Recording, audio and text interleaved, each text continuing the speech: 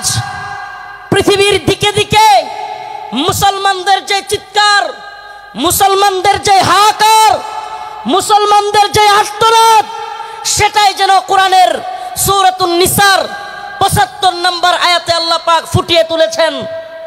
আল্লাহ পাক পৃথিবীবাসীকে জানিয়ে দিচ্ছেন, ওয়ামা লাকুম লা তুকাতিলুনা ফি সাবিলিল্লাহ ওয়ামা লাকুম লা তুকাতিলুনা ফি সাবিলিল্লাহ ওয়াল মুস্তাদাফিনা মিনার রিজাল ওয়ান নিসাই ওয়াল উইলদানিল্লাযীনা ইয়াকুলুনা রব্বানা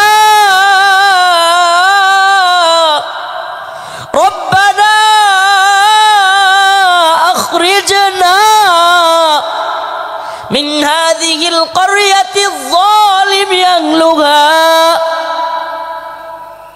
এই যে রব্বানা, হে আমাদের রব, আখরিজনা, আমাদেরকে বের করেন, আমাদেরকে বের করেন, মিন হাযিহিল ক্বরিয়াতিয যালিমি আহলুহা ওয়াল মুস্তাদআফিনা মিনার রিজাল ওয়ান নিসা ওয়াল উইলদানিল্লাযীনা ইয়াকুলুন। এই যে দুর্বল মানুষদের, নিপীড়িত নির্যাতিত মাজলুম মানুষদের আর্তনাদ, শিশুদের চিৎকার, আমাদের মা বোনদেরকে সেই দর্শিতা মায়ের হাজারি, এগুলোই যেন কোরআনের এই আয়াতে আল্লাহ পাক ফুটিয়ে তুলেছেন। আল্লাহ পাক জানিয়ে দিলেন, ও মুসলিম উম্মার যুবকেরা, খাহেশাত পূরণ করার জন্য লক্ষ লক্ষ জমায়েতের মধ্যে তোমাকে বরণ করে নেওয়া, এটা তোমার সাকসেসফুলতা। কিন্তু মনে রাখবা, এই বরণ করে নেওয়া, এই হাজারো লাখ জনতা কিংবা এই স্রোত, এই ফ্যান্টাসি, এই সব কিছু যদি তুমি নির্যাতিত নিপীড়িত উম্মার পক্ষে কাজ করতে না পারো, কোনো লাভ হবে না, কোনো ফায়দা হবে না। আমরা যতক্ষণ পর্যন্ত নির্যাতিত নিপীড়িত মুসলমানদের পাশে দাঁড়াতে পারবো, আল্লাহ পাকের ঘোষণা, ইন্নামাল মুমিনুনা ইখওয়া, মুমিন মুমিনের ভাই, মুমিন মুমিনের ভাই। বড় আফসোস লাগে, কষ্ট লাগে, আমরা কিভাবে দাঁড়াতে পারবো অনেকে বুঝি না। অনেকে বলি, হুজুর আমরা সেই ফিলিস্তিনিদের পক্ষে কিভাবে দাঁড়াবো, আমরা কাশ্মীরিদের পক্ষে কিভাবে দাঁড়াবো। আমি বলি, দাঁড়ানোর অন্যতম মাধ্যম হলো ইসরায়েলি পণ্য বয়কট করুন। মানসিকভাবে অন্তর থেকে কষ্ট লাগে, এদের একটু লজ্জা হওয়া উচিত। এজন্য আজকের যেহেতু সুযোগ পেয়েছি, আর দিনের পক্ষ থেকে এই কথাটা বলার পরে আশা করি এদের কিছুটা হলেও লজ্জা হইতে পারে। এরা কারা? ঢাকার শাহজালাল আন্তর্জাতিক বিমানবন্দর, এটাতে আপনি একটা বোতল পানি কিনে পাবেন না ইসরায়েলি পণ্য ছাড়া। এই নির্লজ্জরা, আমি কতদিন বলেছি, ইকুয়েফিনা কিংবা কিনলে ছাড়া তাদের কাছে কোনো পানি নাই। আমাদের জানতে মনে চায়, আমাদের বাংলাদেশি পণ্য ব্যবহার করতে তোদের এত জ্বলে কেন? ইকুয়েফিনা কিংবা কিনলের চাইতে অনেক ভালো মানের পানি হলো মাম। আজকে মাম পানি এয়ারপোর্টে রাখা যায় না। আজকেও আমি হাবেজ শাহ হুজুর, নাজমুস সাকিব সাহেব, আমরা শেষ পর্যন্ত সাধারণ ট্যাপ থেকে পানি খাইছি। কথাগুলো কেন বললাম? নির্যাতিত নিপীড়িত মুসলিম উম্মার পক্ষে আমরা দাঁড়াতে পারবো যখন আমি অন্তর থেকে সেই ব্যথাটা অনুভব করব যে আমার মুসলিম ভাই আঘাতপ্রাপ্ত হচ্ছে, আমার মুসলিম বোনকে ধর্ষিতা করা হচ্ছে। সেই ব্যথাটা যখন আমার অন্তরে থাকবে, কিভাবে তাদের পাশে দাঁড়াতে হবে সেটা অন্তর থেকেই আপনার মনই সায় দিবে যে এটা করলেই আমি নির্যাতিত নিপীড়িত ভূখণ্ডের প্রতি আমার সহমর্মিতা জানানো হবে। লজ্জা হওয়া উচিত এই এয়ারপোর্ট কর্তৃপক্ষের।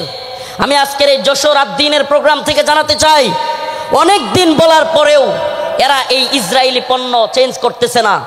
এমনকি এয়ারপোর্টে এত বড় বড় আলেম উলামারা আসেন, এখানে একটু পানি খাওয়ার ব্যবস্থা নাই যেটা ইসরায়েলি পণ্য ছাড়া।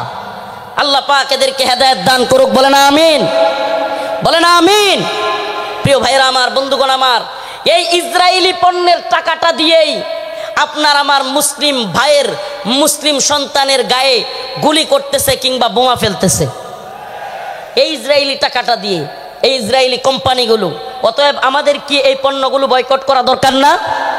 কথা বলেন, দরকার না? মনে রাখবেন, আমরা প্রয়োজনে কষ্ট করব, ট্যাপের পানি খাবো, তবুও ইসরায়েলি পানি খাবো না।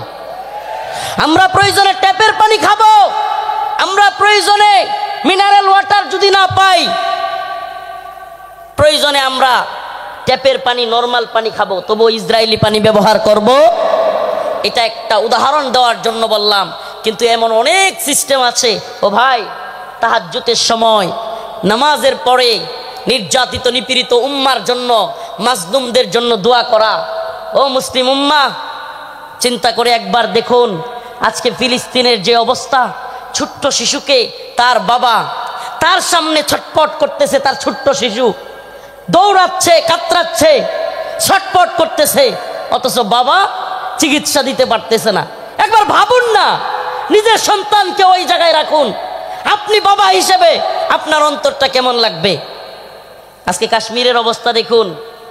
এই ভারতীয় বাহিনী, এই হিন্দুত্ববাদী তাগুতি শক্তি, এই জালেমরা এখন আমাদেরকে হুমকি দেয়।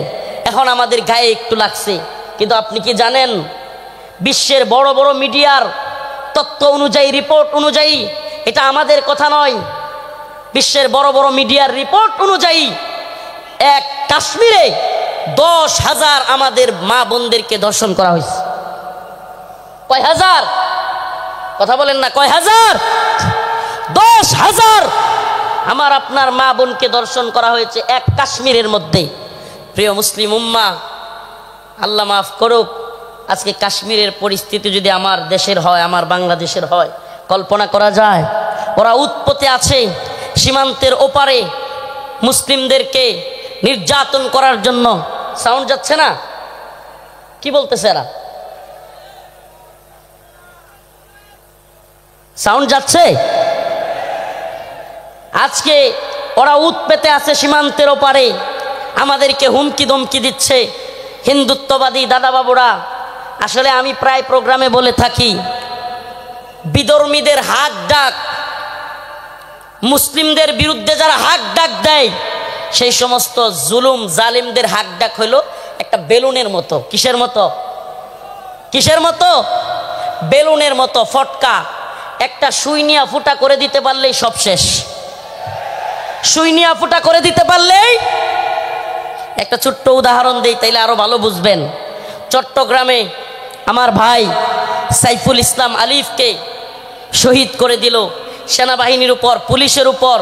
চিন্ময় দাসকে গ্রেফতার করার কারণে আক্রমণ করলো। কিন্তু যখনই মুসলিমরা চট্টগ্রামে জেগে উঠল, মুসলিমরা জজবা নিয়া, ইমানি জোশ নিয়া রাজপথে নেমে আসলো। হায় সুবহানাল্লাহ! যেই চিন্ময় দাসকে গ্রেফতার করার কারণে, যেই চিন্ময় দাসকে গ্রেফতার করার কারণে হাজার হাজার লোক প্রিজন ব্যান আটকায় দিছে, যে চিন্ময় দাসকে গ্রেফতারের কারণে আমাদের এক ভাইকে হত্যা করে ফেলছে, 2-3 দিন যাইতে পারে নাই। ওই যে একটা কথা আছে না, সেনাবাহিনীর কথাটা খুব প্রচলিত হয়েছিল বাংলাদেশে, গোপালগঞ্জেতে সূর্যই উঠেছে, বাকিটা বললাম না।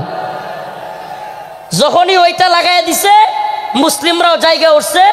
সুবহানাল্লাহ! আগে তো প্রিজন ব্যান আটকায়া মানুষদেরকে হত্যা করে দিচ্ছে, হাইরে তাদের শক্তি, হাইরে তাদের গরম। যেমনি মুসলমানরা জায়গা উঠছে, এখন চিন্ময় দাসের উকিল পাওয়া যাচ্ছে না। চিন্ময় দাসের কি নাই? কথা বলেন না, কি নাই? সুবহানাল্লাহি ওয়া বিহামদিহি, সুবহানাল্লাহি ওয়া বিহামদিহি। আপনারা এই বিষয়টা দেখে থাকলে বুঝবেন, এত হাক ডাক, এত কিছু, অথচ এখন চিন্ময় দাসের উকিল পাওয়া যাচ্ছে না। এদের হাক ডাক হলো ওই বেলুনের মতো, যদি সুই নিয়ে খালি ফুটা করে দিতে পারেন তাইলেই যথেষ্ট। এজন্য আমরা বলি, হিন্দুত্ববাদী নরেন্দ্র মোদীকে বলতে চাই, শত শত আলেমদেরকে শেখ হাসিনা তোমাকে খুশি করার জন্য গ্রেফতার করেছিল, অসংখ্য আলেমদেরকে নির্যাতন করেছিল শেখ হাসিনা মোদীকে খুশি করবার জন্য। কিন্তু আমরা জানতে চাই, শেষ পর্যন্ত মোদী কি হাসিনাকে টিকায় রাখতে পারছে? পারছে? কেন পারে নাই? কারণ এদের হাক ডাক এটা বেলুনের মতো, মুসলমানরা জায়গা গেলে পৃথিবীতে কোনো জালেম টিকতে পারে নাই। শুধু জালেম হাসিনা যায় নাই, আল্লাহ পাক হাসিনাকে পালায়া যাওয়াদের রোল মডেল বানায় দিছে। হাসিনারে কি বানায় দিছে আল্লাহ? পালায়া যাওয়াদের রোল মডেল। বাশার আল আসাদ পালাইছে, মিডিয়ার নিউজ বলতেছে হাসিনা যেমন শেষ 40 মিনিটের একটা ভিডিও বার্তা দিতে চাইছিল, বাশারও নাকি বার্তা দিতে চাইছিল, দিতে পারে নাই। মানে রোল মডেল হয়ে গেছে গা হাসিনা। এখন পালায়া যাওয়াদের কি রোল মডেল। এখন কেউ পালায়া গেলে সবাই বলবে হাসিনা মডেলে পালাইছে। কোন মডেলে? কথা বলেন না, কোন মডেলে? আফসোস লাগে, পরিতাপের বিষয়, কষ্টের বিষয়। অনেকে হয়তো আমার মতো আপনারাও চিন্তা করেন, হাজার হাজার মানুষকে গুলি করে মারলো, ছাত্রদেরকে গুলি করলো, স্কুলের মাদ্রাসার ছাত্রদেরকে গুলি করলো, হেলিকপ্টার থেকে গুলি করলো, এদেশের সর্বজন শ্রদ্ধেয় আলেমদেরকে কারাগারে নিয়ে বন্দি করলো, রিমান্ডের নামে নির্যাতন করলো, জুলুম করলো।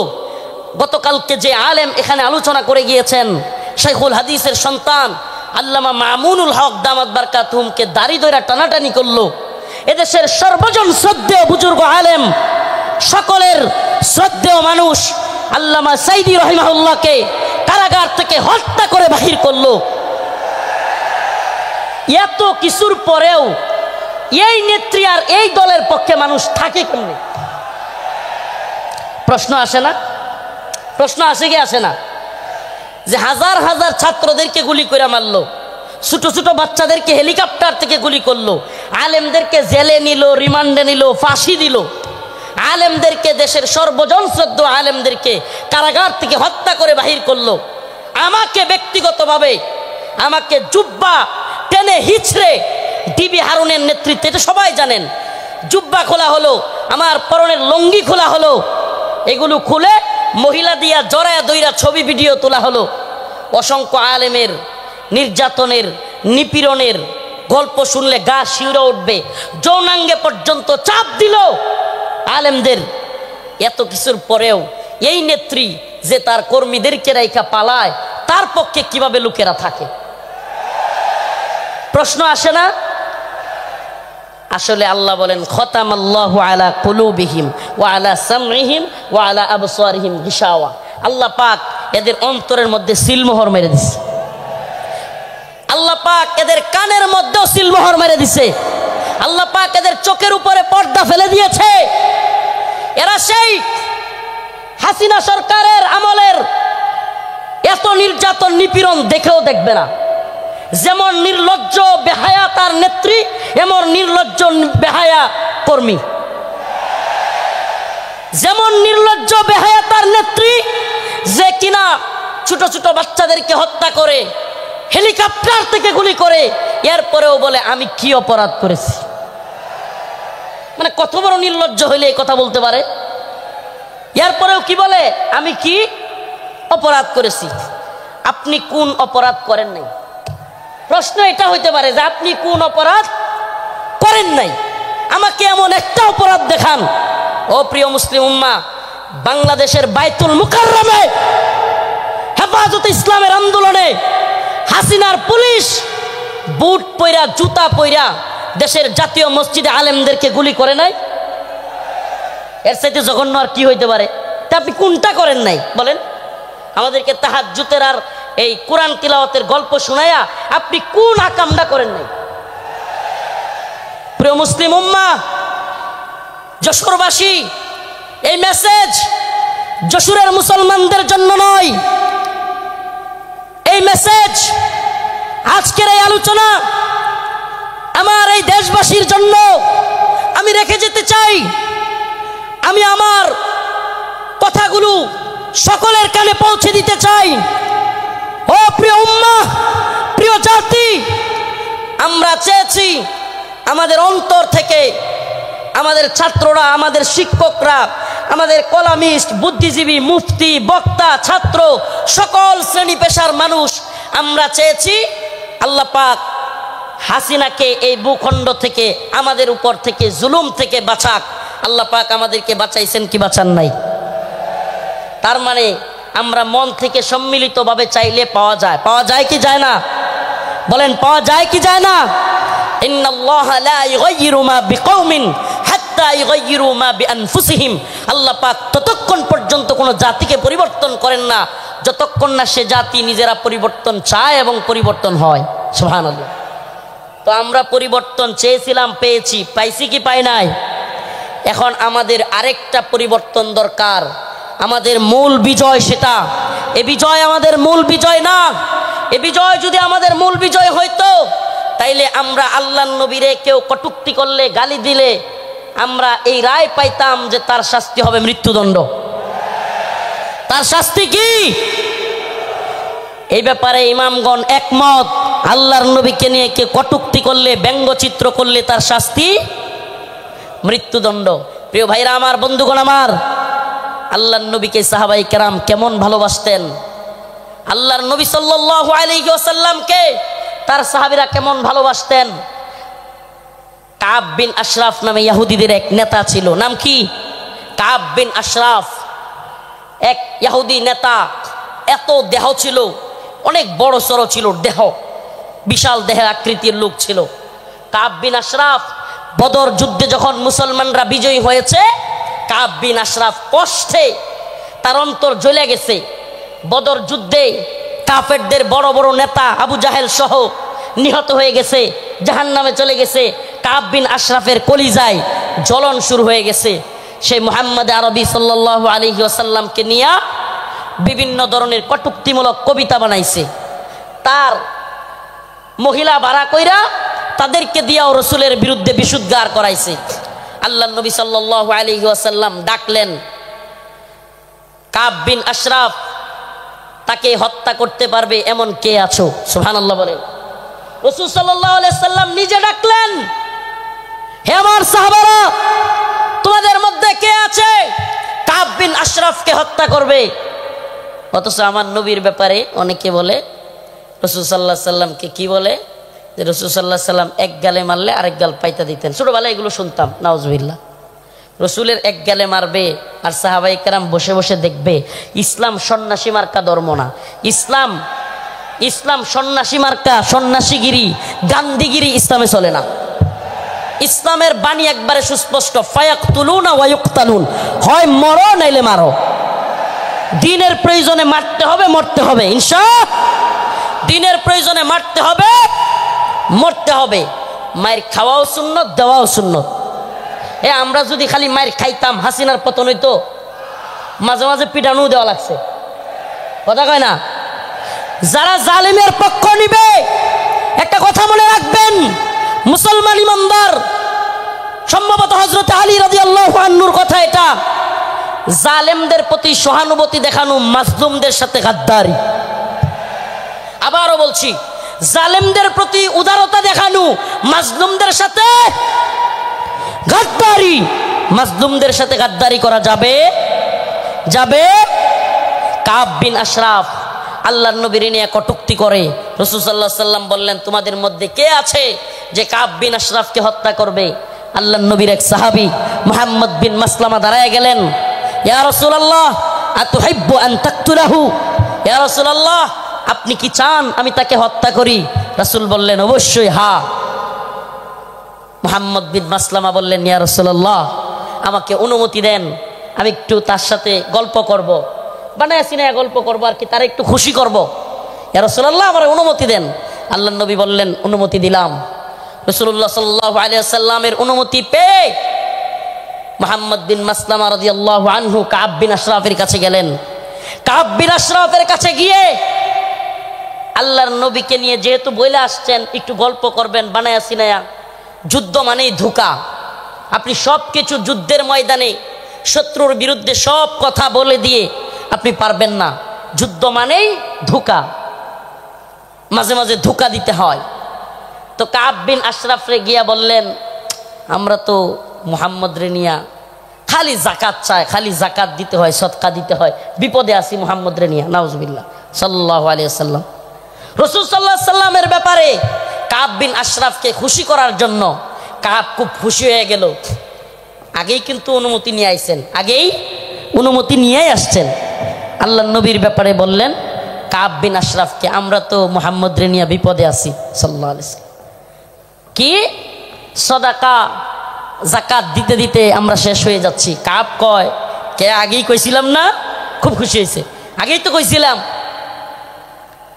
এবার মুহাম্মদ বিন মাসলামা বললেন তোমার কাছে কিছু কর্জা চাই। কি চাই? কর্জা চাই, আমাদেরকে কিছু খাদ্য দাও। কাব বিন আশরাফ বলল দিতে পারি, কিন্তু কিছু বন্ধক রাখতে হবে। আল্লাহর নবীর সাহাবী মুহাম্মদ বিন মাসলামা রাদিয়াল্লাহু আনহু আল্লাহর নবীকে বলে এসেছেন, ও পয়গম্বর, ও আমার প্রিয় হাবিব, আমি অবশ্যই অবশ্যই কাব বিন আশরাফকে কতল করব, তবে আমাকে অনুমতি দেন আমি যেন কাব বিন আশরাফের সাথে খুশ গল্প করতে পারি। আল্লাহর নবী বললেন অনুমতি দেয়া হলো। কাব বিন আশরাফকে মুহাম্মদ বিন মাসলামা রাদিয়াল্লাহু আনহু বললেন, মুহাম্মদ তিনি তো আমাদের কাছ থেকে বেশি বেশি সাদাকা আর যাকাত নিচ্ছেন, এমত অবস্থায় আমরা তো ফতুর হয়ে যাচ্ছি, কি করা? কাব খুব খুশি হয়ে গেল। কাব বলল আগে তোমাদেরকে বলেছিলাম মুহাম্মদের পিছনে থাকবা না। এবার কাব বিন আশরাফের কাছে মুহাম্মদ বিন মাসলামা কিছু চাইলেন। সে বলল দিতে পারি, শর্ত হলো কিছু বন্ধক রাখতে হবে। দিতে পারি, তবে শর্ত হলো কিছু বন্ধক রাখতে হবে। মুহাম্মদ বিন মাসলামা রাদিয়াল্লাহু আনহু বললেন ঠিক আছে, কি বন্ধক চাও? কাব বিন আশরাফ বলল তোমার বউরে বন্ধক দাও। নাউজুবিল্লাহ। এটার বডি ছিল অনেক লম্বা উঁচা, বিরাট সাইজের মানুষ। মুহাম্মদ বিন মাসলামা রাদিয়াল্লাহু আনহু বললেন না, তোমার কাছে আমার বউ দেওয়া যাবে না। এবার মুহাম্মদ বিন মাসলামা রাদিয়াল্লাহু আনহু বললেন দিতে পারি, আমার ডাল তলোয়ার এই তরবারিগুলো তোমার কাছে দিতে পারি। এগুলো বন্ধক রাখলেন। বন্ধক রাখার পর কাব বিন আশরাফকে মুহাম্মদ বিন মাসলামা রাদিয়াল্লাহু আনহু বললেন আমি আমার আরো দুইজন সহযোগীকে নিয়ে আসি, তুমি যেই খাদ্য দিবে, তুমি যেই খাবার দিবে, ওই খাবার জিনিসগুলো নেওয়ার জন্য লোক লাগবে। আসলে কি কাব বিন আশরাফের যেই সাইজ, ওরে যদি ধরতে হয়, সাইজ করতে হয়, একা একা পারবেন না, এই জন্য আরো দুইজনকে আনতে গেছেন। সুবহানাল্লাহ। এবার উনি দুইজনকে নিয়ে আসলেন। আসার পরে কাব বিন আশরাফকে বললেন কাব, তোমার মাথার মধ্যে কি সুগন্ধি ব্যবহার করো? এত সুন্দর গ্রাম তোমার মাথা থেকে আসতেছে। এটা আরেকটা পাম, এটা আরেকটা কি পাম। আগে দিছে কি? আরে মুহাম্মদের যাকাত দিতে দিতে আমরা শেষ, এতে করে সে খুশি হয়েছে। আগেই কইছিলাম না মুহাম্মদের পিছনে থাইকো না। নাউজুবিল্লাহ। তো এইবার কি পাম দিল যে তোমার কল্লার মধ্যে, তোমার মাথার মধ্যে এমন কি সুগন্ধি দাও, এত সুগন্ধি আসতেছে, সুঘ্রাণ আসতেছে। কাব বিন আশরাফ খুশিতে গদগদ হয়ে গেছে, খুব খুশি হয়েছে, পাম দিছে। তো মুহাম্মদ বিন মাসলামা রাদিয়াল্লাহু আনহু বললেন কাব, তোমার মাথার থেকে একটু সুঘ্রাণ নেওয়ার জন্য তোমার মাথাটা একটু আমাকে আগায় দিতে পারবা? মানে মাথা থেকে কি নিব? সুগন্ধি নিব। কাব বিন আশরাফ খুশি হয়ে গেল। খুশি হয়ে কাব বিন আশরাফ তার কল্লাটা আগায় দিল। ও যশোরবাসী, খুব মনোযোগ দিয়ে শুনবেন। আল্লাহর নবীর সাহাবা মুহাম্মদ বিন মাসলামা যখন কাব বিন আশরাফ কল্লাটা আগায় দিল, সাথে সাথে আল্লাহর নবীর সাহাবী মুহাম্মদ বিন মাসলামা কাব বিন আশরাফের কল্লা এইভাবে পেছায় ধরলেন। সুবহানাল্লাহ। কাব বিন আশরাফের কল্লা পেছায় ধইরা সঙ্গী সাথী থাকা অন্য সহপাঠীদেরকে বললেন কাব বিন আশরাফের কল্লার মধ্যে কোপ দাও। সুবহানাল্লাহ। মুহাম্মদ বিন মাসলামা গলা চাইপা ধরলেন, আর কাব বিন আশরাফকে ওনার সাথীদেরকে বললেন কোপ দাও। আল্লাহু আকবার বলে কাব বিন আশরাফের কল্লা ফেলে দিলেন। ও মুহাম্মদ আরবির উম্মতেরা, সেই জগৎ বিখ্যাত উক্তি শাইখ খালিদ আর রশিদ ফাকাল্লাহু আসরার কণ্ঠে কণ্ঠ মিলিয়ে বলতে চাই, ইয়া উম্মতে মুহাম্মদ, ইয়া উম্মতে মুহাম্মদ, আমার নবীকে নিয়ে কটূক্তি করা হবে, আমার নবীকে নিয়ে ব্যঙ্গচিত্র বানানো হবে। আল্লাহর নবীর সাহাবায়ে কেরাম সহ্য করতে পারতেন না। ফরমায়া রাসূলুল্লাহ সাল্লাল্লাহু আলাইহি ওয়াসাল্লাম, ফরমায়া রাসূলুল্লাহ সাল্লাল্লাহু আলাইহি ওয়াসাল্লাম, মান সাব্বা নাবিয়ান ফাকতুলু, আল্লাহর নবীকে নিয়ে যে কটূক্তি করবে, রাসূল সাল্লাল্লাহু আলাইহি ওয়াসাল্লামকে যে গালি দিবে, তার শাস্তি একটাই। সমস্ত ইমাম একমত, আল্লাহর নবীকে নিয়ে কটূক্তিকারীর শাস্তি ওয়াজিবুল কতল, তাকে হত্যা করা হবে, তার কল্লা থেকে গলাকে আলাদা করে দিতে হবে।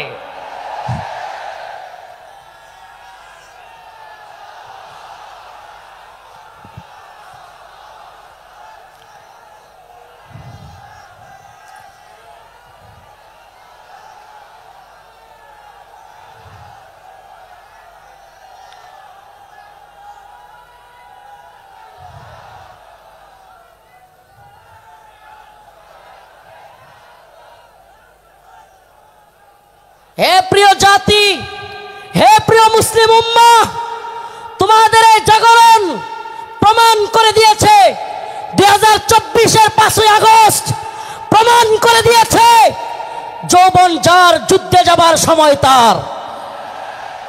যুবকরা দেখিয়ে দিয়েছে হাসিনার লাফালাফি আর কাদেরের পালাবো না। কোথায় কাকা? পালাবো না কোথায়? এত দাম্ভিকতা, এত অহংকার ভালো না, এত দাম্ভিকতা, এত অহংকার ভালো না।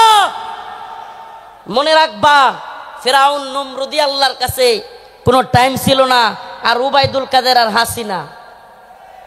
আল্লাহ পাক তোমাদেরকে পরিণতি দেখিয়ে দিয়েছেন।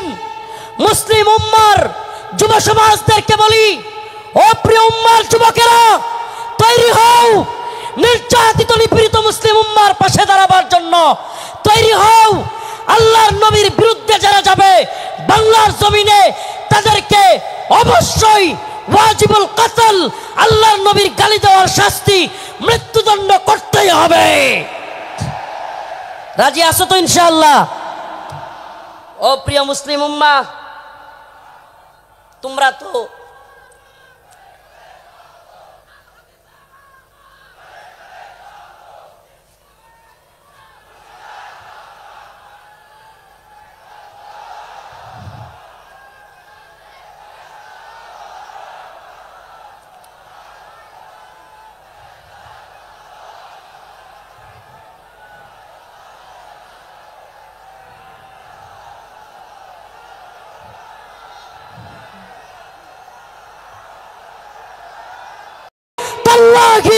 কসম আল্লাহর, এই জজবাকে যদি আমরা কোরআনের পক্ষে কাজে লাগাইতে পারি, তাহলে আর কোনো নতুন সরকার নয়, এই ভূখণ্ডে আমরা কোরআনী শাসন চালু করতে পারবো। আর কোনো তন্ত্রমন্ত্র নয়, তন্ত্রমন্ত্রের দেখা শেষ। আমরা তো এই স্লোগান দিকে দিকে আজ জানিয়ে দিতে চাই, তন্ত্রমন্ত্রের দিন শেষ, কোরআন সুন্নাহর বাংলাদেশ। বলেন না, তন্ত্রমন্ত্রের দিন শেষ, কোরআন সুন্নাহর বাংলাদেশ। সাবিলুনা সাবিলুনা, তারিকুনা তারিকুনা। স্লোগান আজকে একটু ব্যতিক্রম হবে। আমি বলবো, আল্লাহর জমিনে আল্লাহর আইন বাস্তবায়ন ফরজে আইন। বলতে পারবেন? আল্লাহর জমিনে আল্লাহর আইন বাস্তবায়ন ফরজে আইন। হয়তো শরিয়ত, ইম্মা শরিয়া, ইম্মা শরিয়া, হয়তো শরিয়ত। হয়তো আমরা শাহাদাত বরণ করব, না হলে ভূখণ্ডে শরিয়ত প্রতিষ্ঠা করব। কালেমার পতাকা দেখলে যেগুলোর জ্বলে, এগুলোর সাবধান করে দিতে চাই। এ ভূখণ্ডে লা ইলাহা ইল্লাল্লাহর পতাকা উড়বেই, আজ হোক কাল একদিন উড়বেই। ইসাবাতান মিন উম্মতি আহরাজাহুম আল্লাহু মিনান নার, ইসাবাতুন তাগজুল হিন্দা ওয়া ইসাবাতু মা ঈসা ইবনে মারইয়াম। রাসূলের ঘোষণা, এই ভূখণ্ডে হিন্দুত্ববাদী ব্রাহ্মণ্যবাদী তাগুতি শক্তির বিরুদ্ধে, দিল্লির বিরুদ্ধে, হিন্দুত্ববাদীদের বিরুদ্ধে আল্লাহর নবী বলেছেন, মুসলমানদের একটা গজওয়া হবে, গজওয়াতুল হিন্দ হবে। সেই যুদ্ধে মুসলমানরা বিজয়ী হবে। শুধু বিজয়ী হবে না, দিল্লির সেই মসনদে, দিল্লির সেই লাল কেল্লায় কালেমার পতাকা পথ পথ করে উঠবে ইনশাআল্লাহ, ইনশাআল্লাহ।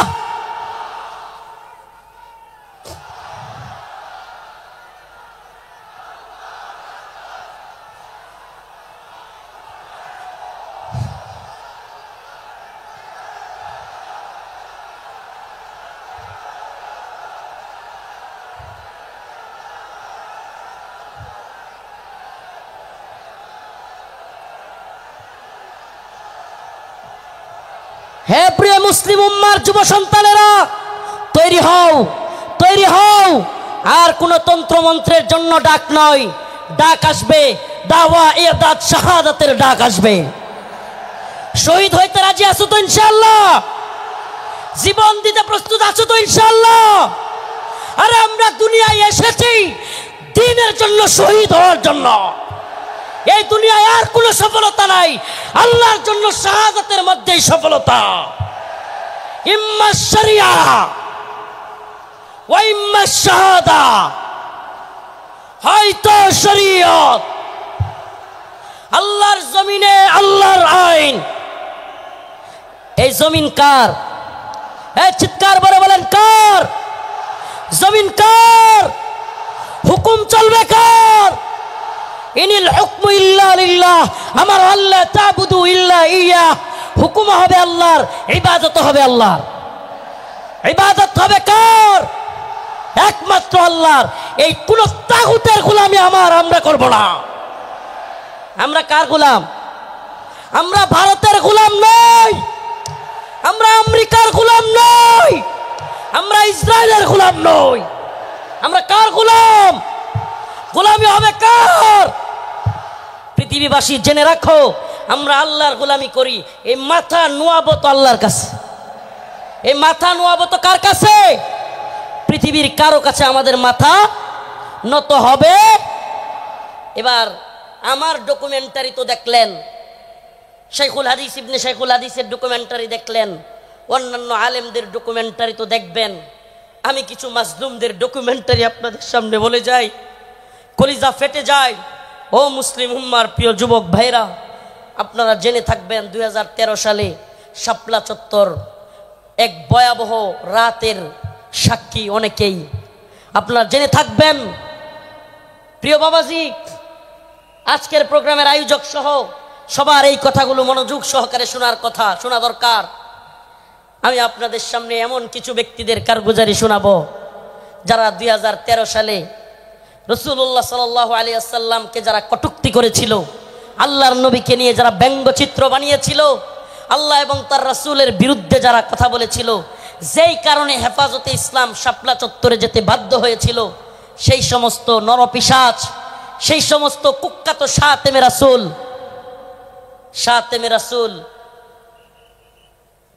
রাজীব, ব্লগার রাজীব, শাতেমে রাসূল অভিজিৎ রায়, ওয়াশিকুর রহমান বাবু, ফয়সাল আরিফিন দীপন, আরো কতগুলো নাম বলতে পারবো। এরা আল্লাহর নবী এবং আল্লাহকে নিয়ে কটূক্তি করেছিল, আম্মা জানদেরকে নিয়ে কটূক্তি করেছিল। মনে আছে আপনাদের? মনে আছে? 2013 সালে ব্লগার রাজীব, অভিজিৎ রায়, ফয়সাল আরিফিন দীপন, ওয়াশিকুর রহমান বাবু, ব্লগার নাজিমউদ্দিন সামাদ, আরো অনেকগুলো কুখ্যাত শাতেমে রাসূল আল্লাহর নবীকে নিয়ে কটূক্তি করেছিল। ও প্রিয় মুসলিম উম্মার যুবকেরা, আজকের এই ঐতিহাসিক প্রোগ্রামে আমি যদি সেই মাজলুম ভাইদের কথা না বলি, আমি তাদের সাথে কারাগারে ছিলাম। ওয়াল্লাহি এক একটা ভাইয়ের মিথ্যা মামলায় ফয়সাল আরিফিন দীপনকে, অভিজিৎ রায়কে কে বা কারা হত্যা করেছে, ভার্সিটির প্রিয় যুবকদেরকে, আমার প্রিয় যুবক ভাইদেরকে এরা কারাগারে বন্দি করে রেখেছে।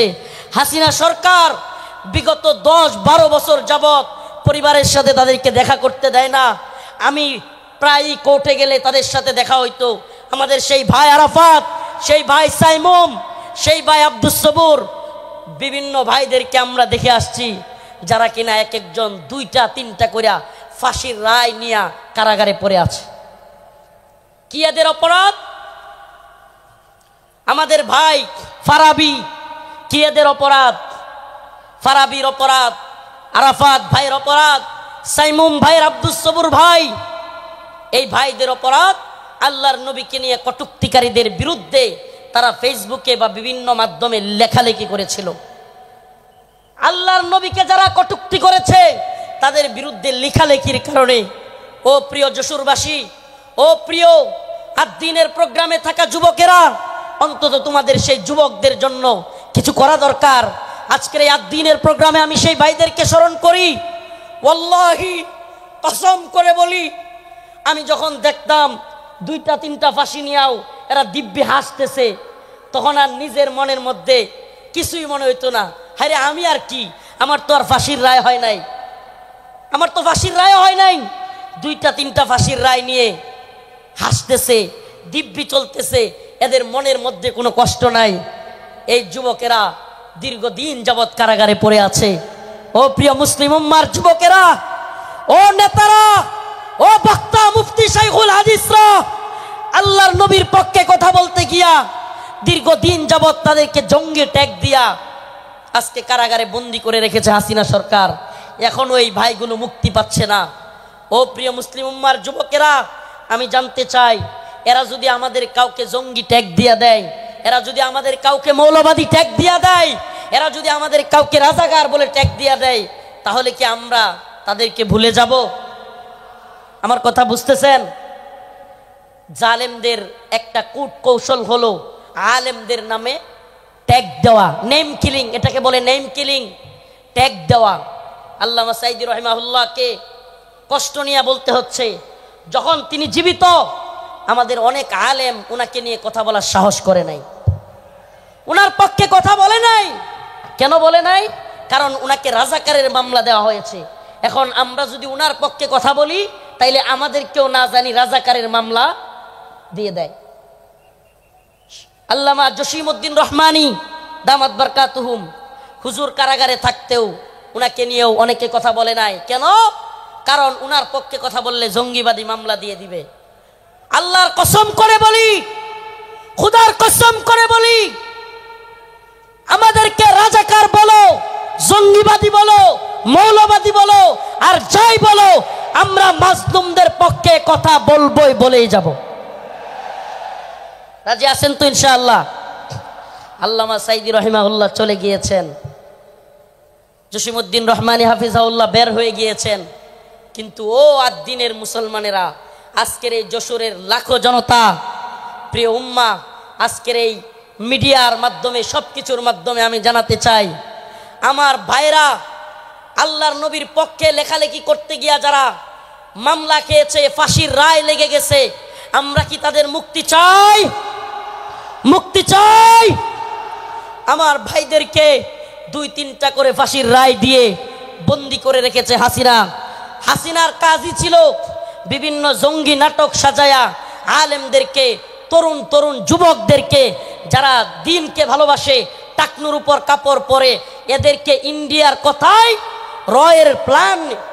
রয়ের প্ল্যানে মুসলিম উম্মার যুবকদেরকে, দ্বীন যারা ভালোবাসে তাদেরকে গ্রেফতার করা, তাদেরকে জঙ্গি বলা, মৌলবাদী বলা, এটা একটা ট্রেন্ড ছিল, এটা তাদের একটা ট্যাগ মিশন ছিল, মিশন, তাদের একটা মিশন।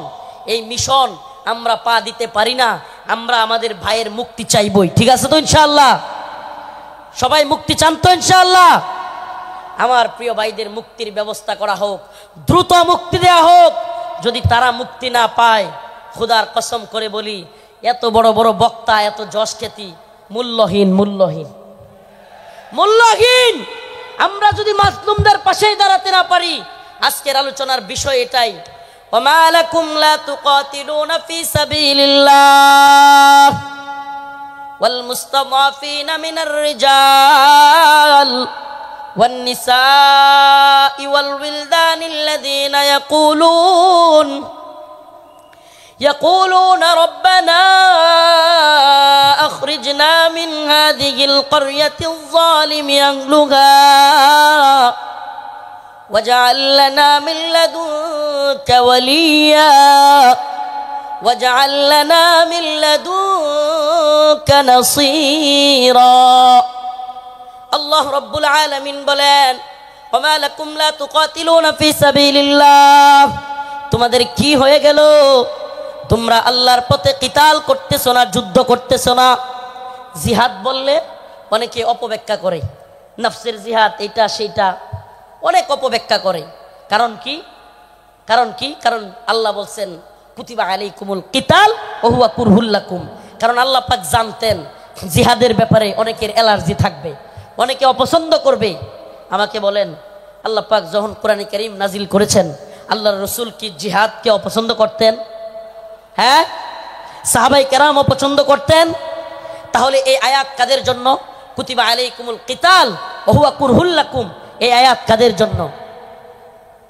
আল্লাহ পাক জিহাদকে, যুদ্ধকে ফরজ করেছেন দ্বীনের জন্য, অথচ তোমরা তা অপছন্দ করো। আল্লাহ বলছেন তোমাদের অনেক জিনিস আছে অপছন্দ, কিন্তু হুয়া খায়রুল লাকুম, সেটার মধ্যে কল্যাণ আছে। আমার তো মনে হয় আল্লাহ পাক, আমার মনে হয় না, এটাই তাফসীর, এটাই ব্যাখ্যা, যে আল্লাহ পাক সেই সমস্ত লোকদেরকে উদ্দেশ্য করে বলেছেন যারা জিহাদকে অপছন্দ করবে। সাহাবায়ে কেরাম জিহাদকে অপছন্দ করতেন না, আল্লাহর নবী আল্লাহর দ্বীনের পক্ষে জিহাদকে অপছন্দ করতেন না। যারা অপছন্দ করে তাদের জন্য এই কথা। অথচ দিকে দিকে মাজলুম, ওমা লাকুম লা তুকাতিলুনা ফি সাবিলিল্লাহ, তোমাদের কি হয়ে গেল? তোমরা আল্লাহর পথে যুদ্ধ করতেছো না। ওয়াল মুস্তাদআফিনা মিনার রিজাল ওয়ান নিসাই ওয়াল বিলদান, দুর্বল নারীরা, দুর্বল বাচ্চারা চিৎকার করে করে বলতেছে, ইয়াকুলুনা রব্বানা আখরিজনা, আয় আল্লাহ আপনি আমাদেরকে বের করেন, মিন হাদিহিল ক্বরিয়াতিজ যালিমি আহলুহা, এই ভূখণ্ডের মানুষরা বড় জালেম, ওয়াজআল লানা মিন লাদুনকা ওয়ালিয়া, আপনি আমাদের জন্য অভিভাবক পাঠান, ওয়াজআল লানা মিন লাদুনকা নাসীরা, আপনি আমাদের জন্য সাহায্যকারী পাঠান। মাজলুমদের সাহায্যকারী হইতে রাজি আছি তো ইনশাআল্লাহ? মাজলুমদের সাহায্যকারী হইতে রাজি আছি তো ইনশাআল্লাহ? তাইলে আজকে থেকে ইসরায়েলি পণ্য বয়কট, রাজি আছেন তো ইনশাআল্লাহ? আজকে থেকে যে সমস্ত মাজলুমরা রসুলের পক্ষে লিখতে গিয়ে, বলতে গিয়ে, আমার ভাই ফারাবি, আমার ভাই আরাফাত, সাইমুম, আমি আমার ভাই বলতেছি, পারলে আমারে মামলা দিয়ে দে, আমার যায় আসে না। তাদের সাথে আমারে মামলা দিয়ে দিলে আমার যায় আসে না, এরা আমাদের ভাই। আমরা অনেকেই সেই গাজী ইলমুদ্দিনের গল্প বলি, ভারতে রঙ্গিলা রাসূল বই লিখেছিল, নাউজুবিল্লাহ, সেই গল্প বলতে পছন্দ করি। কিন্তু বাংলাদেশের গাজী ইলমুদ্দিনরা 2টা-3টা করে ফাঁসির রায় নিয়ে কারাগারে পড়ে আছে, সেই খবর আমরা কেউ রাখি না। প্রিয় ভাইরা আমার, বন্ধুগণ আমার, মাজলুম উম্মার পক্ষে দাঁড়াতে হবে। আজকের আমার আলোচনার মূল কথা, মাজলুম উম্মার পাশে দাঁড়াতে, মাজলুম উম্মার পাশে দাঁড়াতে। ইন্নামাল মুমিনুনা ইখওয়া, মুমিন মুমিনের ভাই। আমার অন্য মুমিন ভাই কষ্ট পেলে আমার অন্তরে আঘাত আসবে। এদেশের কোন আলেমকে আল্লাহ না করুক জাতীয় আন্তর্জাতিক চক্রান্তের কারণে নতুন করে কেউ যদি, কোন জালেম যদি এদেশের কোন আলেমকে আবারও জুলুম করতে চায়, আবারও যদি শেখুল হাদিস আল্লামা মামুনুল হককে, শেখুল হাদিস আল্লামা মামুনুল হক সহ, মুফতি আমির হামজা সহ, মুফতি হারুন ইজহার, এদেশের অনেক বক্তা যারা কিনা কারাগারে ছিল, আবারও যদি সেই সমস্ত আলেমদেরকে কেউ গ্রেফতার করবার দুঃসাহস করে, জাতীয় আন্তর্জাতিক চক্রান্তের কারণে আবারও যদি আলেমদের দিকে কেউ চোখ তুলে তাকায়, কেউ যদি হাত তোলার সাহস করে, সেই হাত ভেঙ্গে গুড়িয়ে দেওয়ার হিম্মত আছে তো মুসলমান? আছে তো ইনশাআল্লাহ? জাতীয় আন্তর্জাতিক চক্রান্ত চলছে।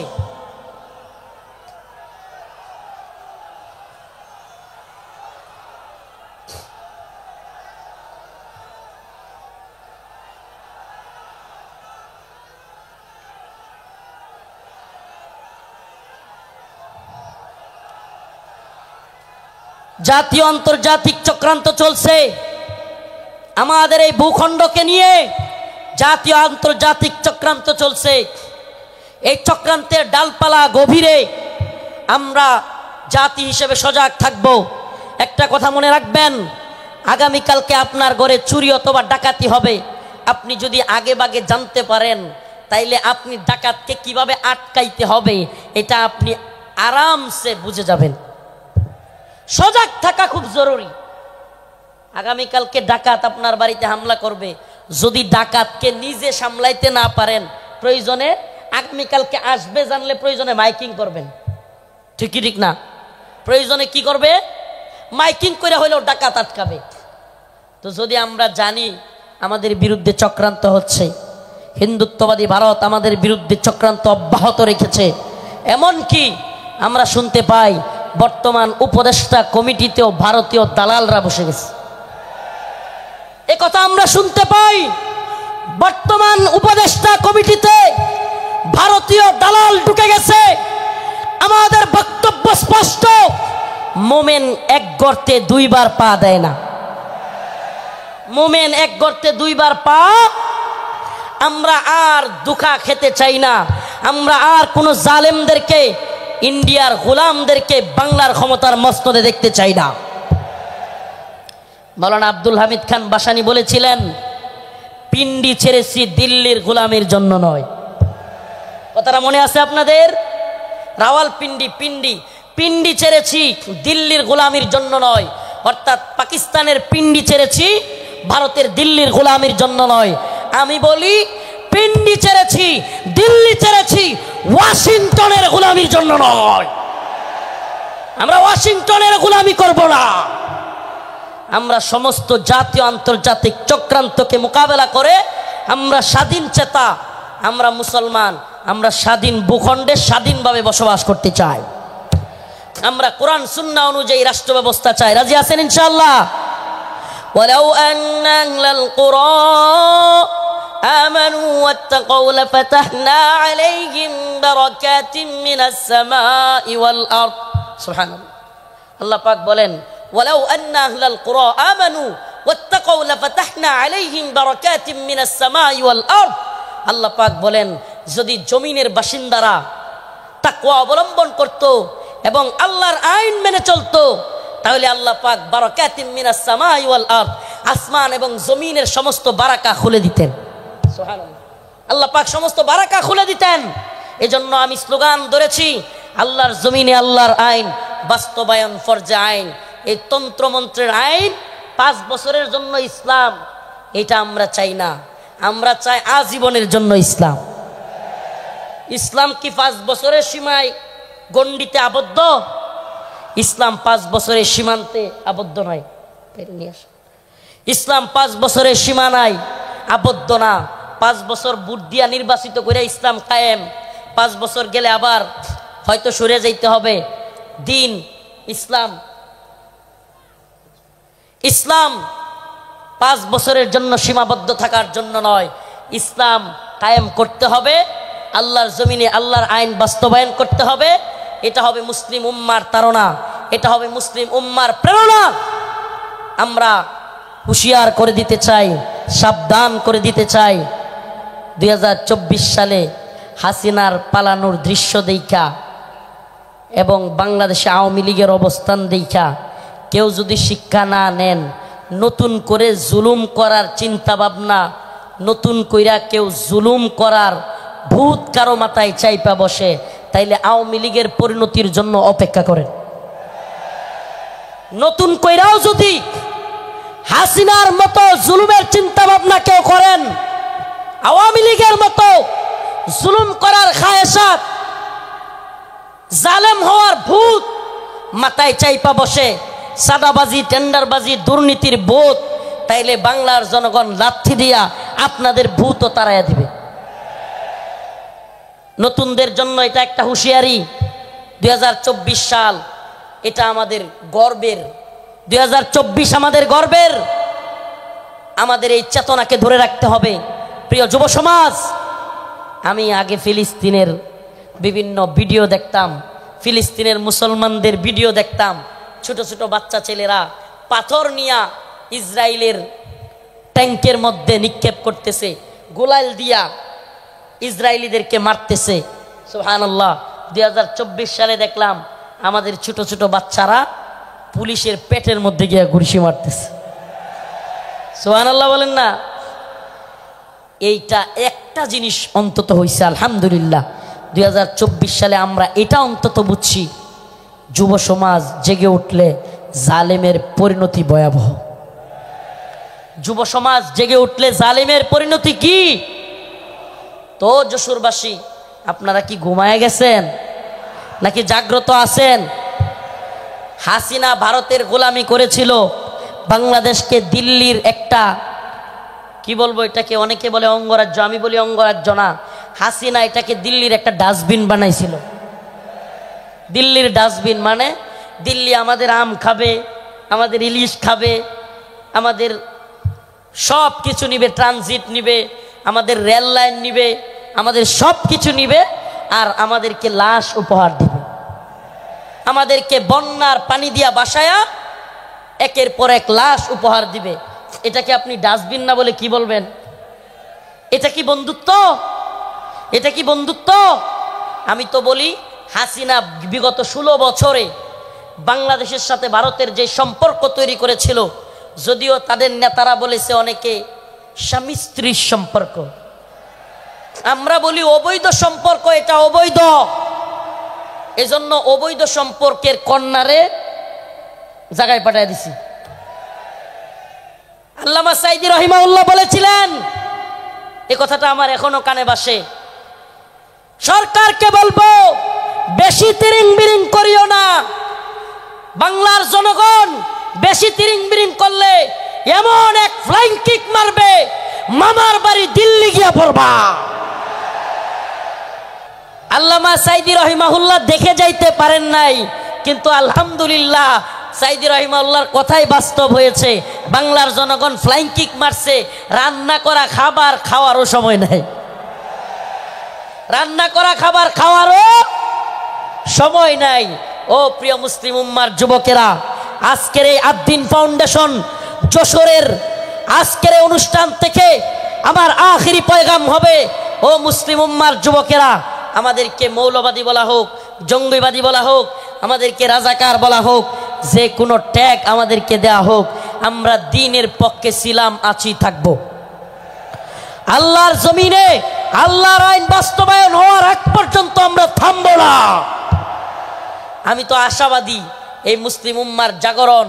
অনেকে বলে হুজুর মাহফিলের প্যান্ডেলে এত মানুষ হইলে লাভ কি? কিছুই তো হয় না। আমি বলি হাসিনার অবস্থা দেখেও বুঝো না? কিছুই হয় না, হয় হাসিনার অবস্থা দেখেও বুঝো না? তোমার কি মনে হয় এই খুঁটা আন্দোলন, এত বিস্ফোরণ, এটা এমনি এমনি হয়ে গেছে? প্রিয় ভাইরা আমার, বন্ধুগণ আমার, একটু যদি আপনি চোখ বুলাইয়া দেখেন তাইলেই দেখবেন মানুষের মধ্যে 2013 সালের শাপলা চত্বরে নৃশংসভাবে আলেম উলামাদেরকে, ছাত্রদেরকে গুলি করে মারার সেই যে ভয়াবহ চিত্র অন্তরের মধ্যে, সেটা ছিল কি ছিল না? অসংখ্য আলেমদেরকে গ্রেফতার, রিমান্ডের, নির্যাতনের চিত্র তাদের অন্তরে ছিল কি ছিল না? আল্লামা সাইদি রহিমাহুল্লাহকে কারাগার থেকে হত্যা করে বাহির করার চিত্র, ঢাকায় আল্লামা নূর হোসেন কাসেমী রহিমাহুল্লাহ, আল্লামা সাইদি রহিমাহুল্লাহর জানাজা পড়তে না দেওয়ার দৃশ্য বাংলার যুবকেরা কি ভুলে গেছে? ভুলে যায় নাই।